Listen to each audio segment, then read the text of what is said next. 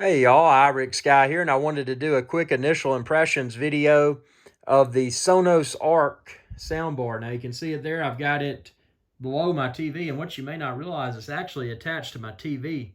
Expand this video's description and then click the link there, and you can find the mount like I'm using for my Sonos Arc. But I really love this thing. Again, this is my initial impressions video. I've only listened to it for one night, and that's it. And, prior to this, I had the Sonos Beam, and I still have the Sonos Beam in another room with the Sonos Sub. But this Sonos Arc, and again, these are my initial impressions. Number one, it's larger than the Sonos Beam. Again, this is a 55-inch TV. So you can see there's a little bit of room on that side and a little bit of room on that side. So if you're planning to use something smaller than a 55-inch TV, be aware that it's probably going to be wider than the TV. So if you've got a smaller TV, you may want to look at the Beam instead of the Arc. Now, with that being said, the Arc, even though the Beam's audio quality is phenomenal, the Arc's audio quality is even beyond phenomenal.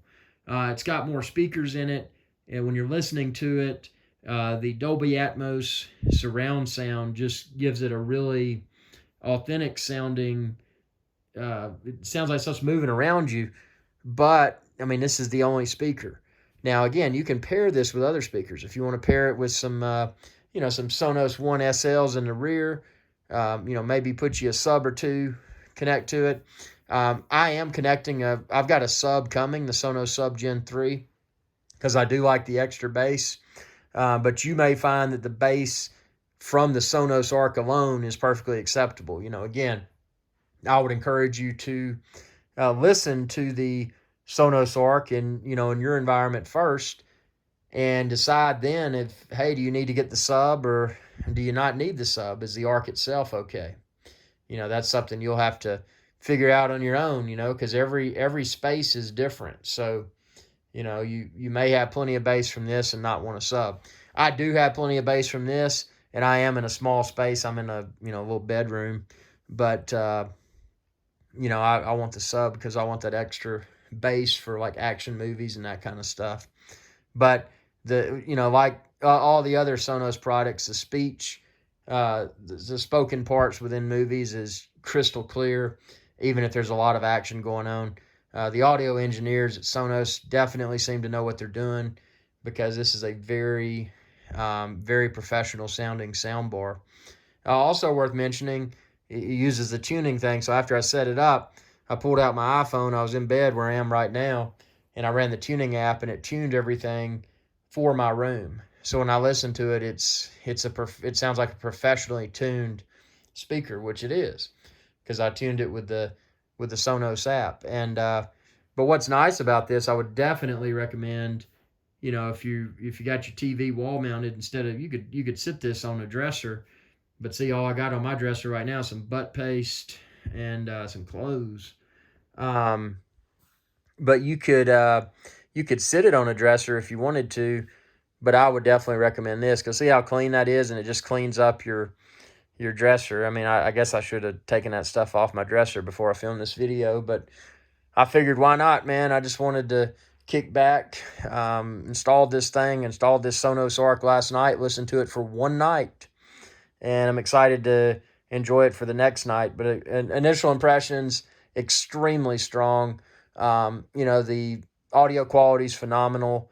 The ease of setup was, couldn't be easier. You set it up through the Sonos app, and then you can pair it with a sub. You can pair it with other speakers if you want to, and a sub, whatever you want to do.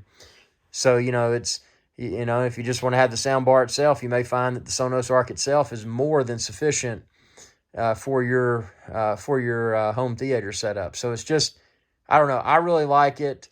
I'm running mine off of HDMI ARC connection, but it also comes with a thing in the box if you needed to use your optical audio input on your TV instead of, maybe you don't have an ARC port or an eARC.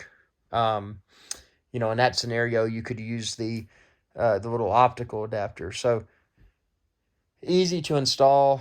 But again, I would strongly encourage you, especially if you've got a wall-mounted TV, I would strongly encourage you to check out the mount like I use. Expand this video's description and then click the link there. And you can find the mount like I use, and obviously also you can find the Sonos Arc and the Sonos Sub as well. So ask any questions that you may have. I just want to show you what it looks like, what the Sonos Arc looks like with a 55-inch TV that's wall-mounted. I would turn it on and let you hear it, but man, you can't. I mean, me trying to demonstrate a piece of high-end audio equipment through a YouTube video filmed with an iPhone 12 Pro, that's just not going to cut the mustard, bro. That's not going to cut the mustard, bro. So I think you just need to, if you're on the fence, hey, man, watch some other videos, think about it. But if you're on the fence and you're thinking about buying it, please expand this video's description and then click the link there. I really appreciate that.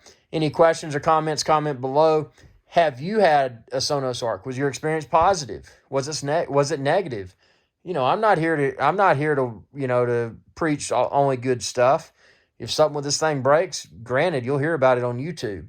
But so far, it's been a phenomenal experience. What has your Sonos Arc experience been? I want to hear. I want to hear from my viewers. I want to hear what y'all think about it. And appreciate your viewership. If you haven't subscribed, please be sure to do so. And ring that bell icon when you do, and that'll notify you whenever I post another video. Thanks for your viewership, and y'all have a good day.